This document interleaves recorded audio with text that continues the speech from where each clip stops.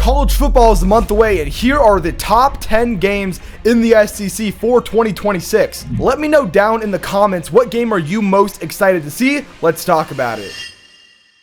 So starting off at number 10, I have Texas A&M at Alabama. Traditionally, this is not the most important or historically relevant game in the SEC, but man, we have had some stellar matchups between these two teams. Think of 2023, 26-20, Alabama won that game back. In 2022, Alabama won 24-20. Then in 2021, Texas A&M beat Alabama with a walk-off field goal, 41-38. And then, of course, 2012 with Johnny Manziel beats number one Alabama 29-24. Both of these teams in 2026 have fraud allegations for the CFP and are kind of in similar places hierarchy-wise in the SEC. And I think the loser of this game is out of the CFP. So I think this game is definitely an eliminator in the SEC.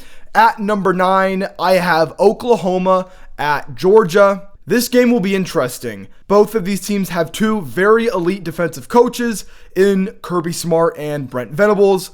Both teams also return their quarterbacks, with Oklahoma and John Mateer, and with Georgia with Gunnar Stockton. But I think the concern throughout the internet with both of these teams in 2026 comes down to playmakers. Oklahoma does have Isaiah Satania at receiver, but is not an established true wide receiver, one that Oklahoma needs to lead this offense. And then with Georgia, it has been one of the first times in a long time that they really do not have a stellar elite player at any skill position. There's no elite wide receiver. There's no elite edge rusher. There's no elite running back. There's no even elite quarterback. I think Gunnar Stockton is a really good college quarterback, but aside from that, I think that's all he is. There is not a player on this team that really sticks out to me aside from KJ Bolden, and he is a safety. And I only think, again, one of these teams is going to make the CFP. I think the loser of this game, especially with how early it is, will get knocked out of contention for Atlanta with the schedule that both of these teams have to go in, especially for Oklahoma later in the year, and potentially the CFP. I think maybe the loser of this game might miss the CFP. At 8, I have Texas at LSU. These are the two flashiest teams in the SEC, probably one of the most underrated games in the SEC. Arch goes on the road to face Lane Kiffin in Death Valley. This game probably decides who goes to Atlanta if one of these teams were going to go to Atlanta. I don't think you can lose it. I mean, if you lose this game, you have to go undefeated in the rest of SEC play. The majority of these games are probably going to be Atlanta eliminators, but I think for two contenders like Texas this year, who is the odds-on favorite to win the SEC, and then with LSU, who has not made the SEC championship or won the SEC in a while, year one in Lane Kiffin is that third team looking to get to Atlanta. So I'm excited for this game. Texas going on the road. Super excited. As now at number 7, I have Texas going on the road in week 13 to play Texas A&M. Isn't it great that we finally get this rivalry back? Texas A&M back in 2012 joined the SEC and ditched Texas after losing 27-25 in 2011. Since Texas has joined the SEC 2 years in a row, Texas has dominated A&M. They beat them on the road 17-7 and then just beat them at home last year 27-17 last year. A&M, remember, was 11-0. I know how the season ended for them, but they were 11-0. They were the third highest ranked team in the country, and Arch completely dismantled them in the second half against that Mike Elko defense throughout the air and on the ground. He had that long rushing touchdown against the Aggies. It knocked out A&M from being able to make the SEC championship 2 years in a row. And now in 2026, A&M, they return their quarterback, Marcel Reed. They bring in some key portal additions like Isaiah Satania, the receiver from Alabama, after losing Casey Concepcion to the NFL draft. And then Texas brings back Arch Manning. They bring in Raleek Brown from Arizona State, Cam Coleman from Auburn. They bring in a lot of guys from the the portal. And for A&M, I think this is also a must-win game to not only make the SEC championship, I think to have a chance at making the CFP. When you look at the last 5 games for Texas A&M on their schedule, it is on the road at Alabama, then you get a bye week, then you're at South Carolina, you host Tennessee, you're at Oklahoma, and then you finish the season hosting Texas. Plus, you play Arizona State in the regular season, and then you go on the road to Death Valley to play LSU early in the year. So this schedule for A&M is brutal. It is one of the hardest schedules in the entire country. Now with this schedule, A&M, even returning their quarterback, you could say they're better this year than they were last year. They're not even going to have a chance at making the CFP because of the schedule, which is why I think if A&M can win this game, I could see, A&M's 9-3. They have a chance to sneak their way in as a 10 or 11 seed. So that's why I think that game's important. Plus, the Lone Star Showdown, just a great rivalry back. It's back now. Now at 6, I have Alabama at LSU. The funny thing about this game is that usually the road team has won this game, especially recently. And this game looks very different than how it has looked the past couple of years. LSU now with a new head coach, Lane Kiffin, new quarterback, Sam Leavitt from Arizona State, new coordinators from Ole Miss, new players from the portal like Jordan Seaton from Colorado, and then bringing in some key skill position players from Ole Miss that they stole when Lane Kiffin left Ole Miss. Same for Alabama. They are replacing their quarterback. It's going to be projected starter Keelan Russell, who is a true sophomore, and then they lose their wide receiver 1 in Jeremy Bernard, and they still retain Ryan Williams, but after the season that he had last year, he's going to really have to step up to take back that wide receiver 1 role. And then you look in the trenches. Bama lost LT Overton on the defensive line. They lost James Smith and Quay Russaw. They transfer to Ohio State. You lose your left tackle in Caden Proctor. He goes to the NFL draft. So just like LSU, Alabama is replacing a lot of players as well, not because they're bringing in key people from the portal, because they had a lot of people leave them in the portal. So for the first time in a long time, I actually think that LSU, especially with this game being at home, has the upper hand over Alabama. Alabama has dominated this series 8-2 in the last 10 matchups. The only times LSU had won were the 2022 year with Jaden Daniels, and then in 2019 with Joe Burrow when they won the national championship. So even though history would lean Alabama, I think that LSU has the upper hand. They have the better coach in Lane Kiffin. They have the better, more experienced quarterback. They're going to have the better offensive line. And when you look at this game on the schedule, just like a lot of these other games, this is going to be a must-win game, especially for LSU trying to get to the CFP with their schedule, and then a must-win for Alabama if they want to get to Atlanta for the SEC championship.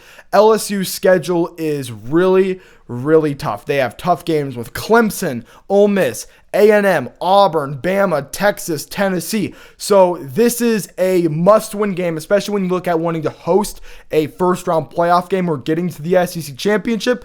They're going to have to win this game.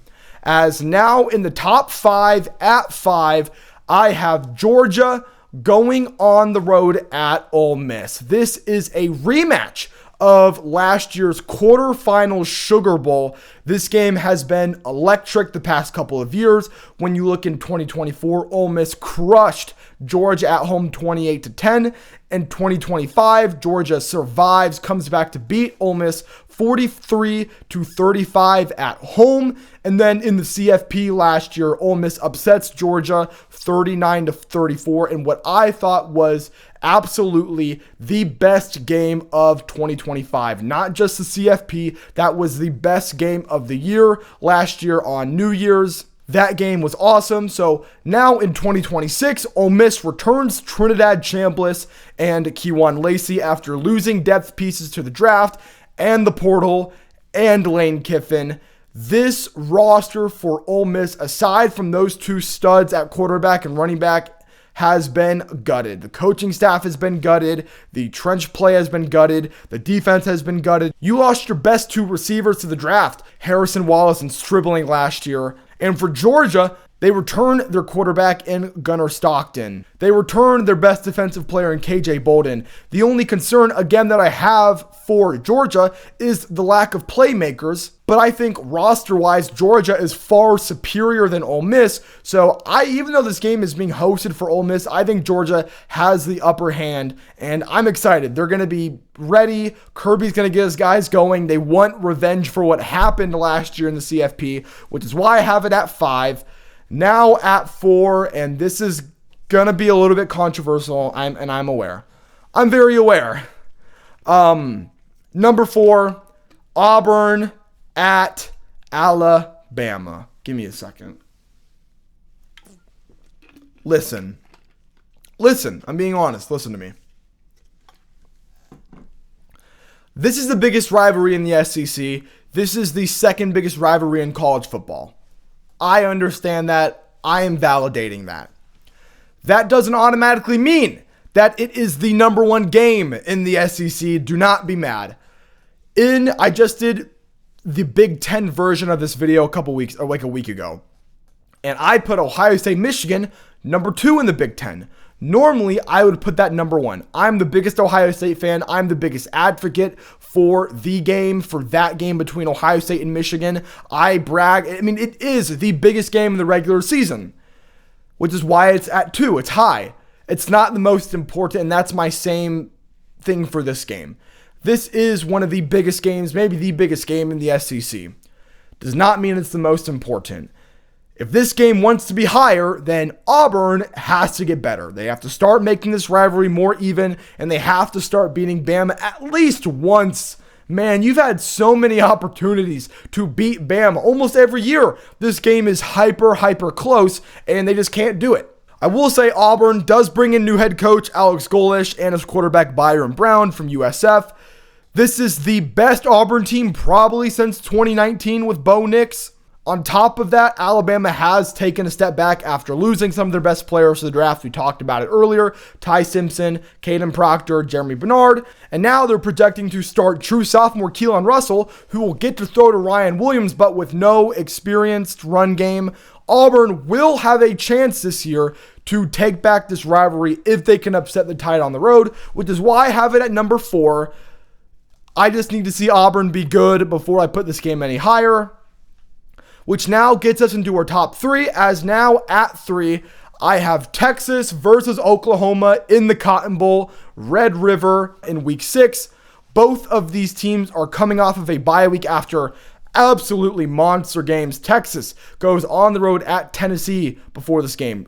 Oklahoma goes on the road at Georgia right before this game. So there is a real chance that with the Ohio State game for Texas and the Michigan game for Oklahoma, these teams could have 1, maybe 2 losses heading into this game. And with this game being in week 6, we could see this being a CFP eliminator for both of these teams in week 6. Which is why I have this game so high, on top of it being one of the, it's a top 3 rivalry in the sport. That's why I have it at number 3.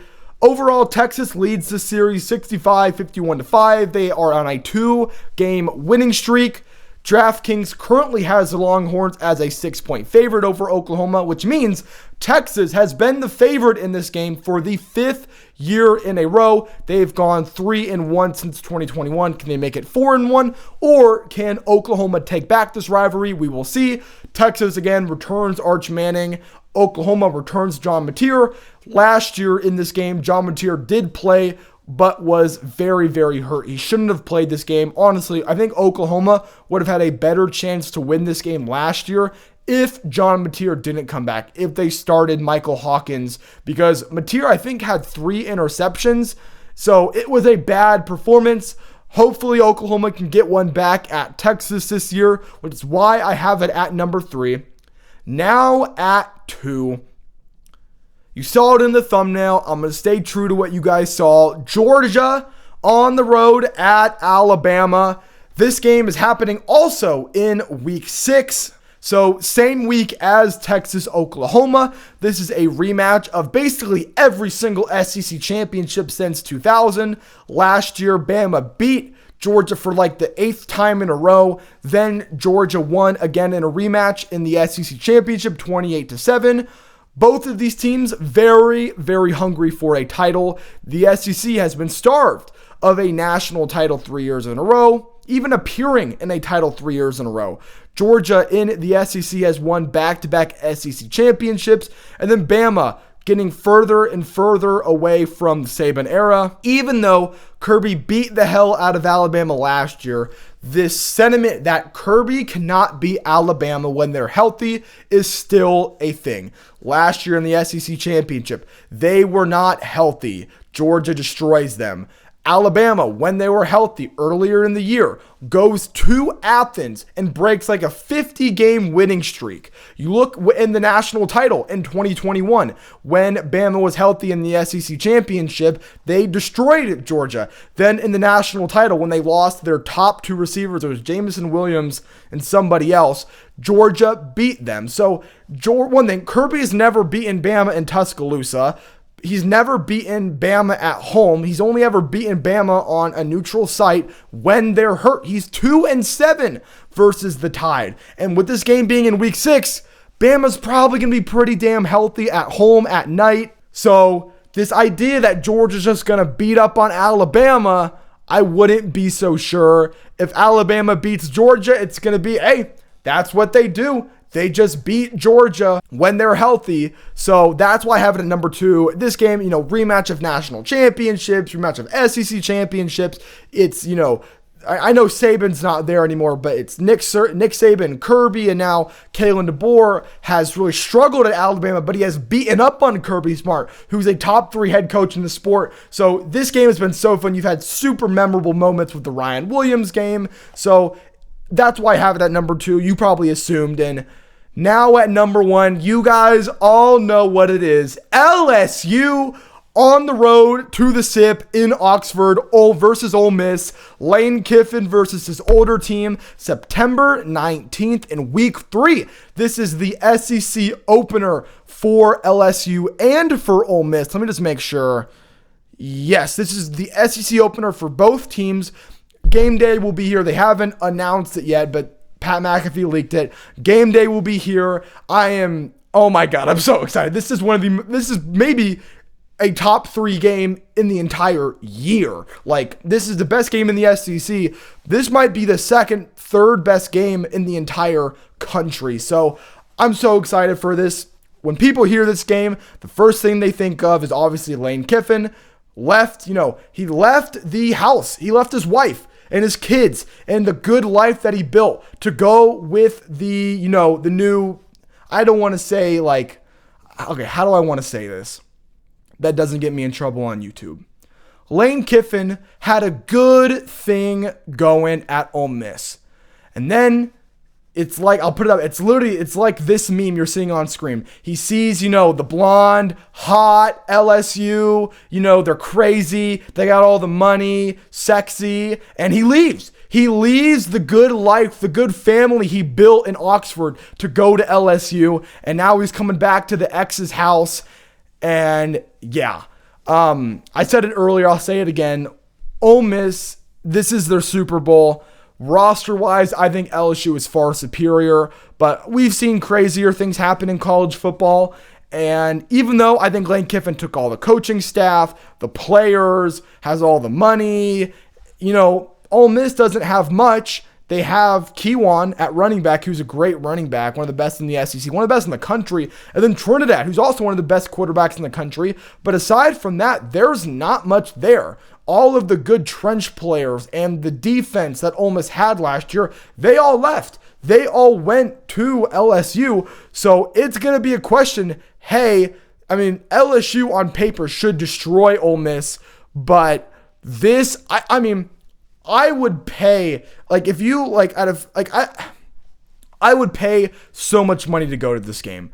Obviously, I can't. I don't live in Mississippi. I live in Ohio, but I wish I could go to this game. I'm going to be watching this game. I don't care what else is on TV. I don't care if Ohio State's playing. I'll watch their game later. I think, who do they play in week 3? They play Kent State. I don't care. Who cares? I'm watching this game. We're all watching this game. This is going to be one of the best games in the country and one of the probably the most viewed games in the regular season, up there with Ohio State, Indiana, Miami, Notre Dame, Ohio State, Michigan, so Alabama, Georgia. So I'm so excited. So that is my top 10 list. I will throw up both graphics now.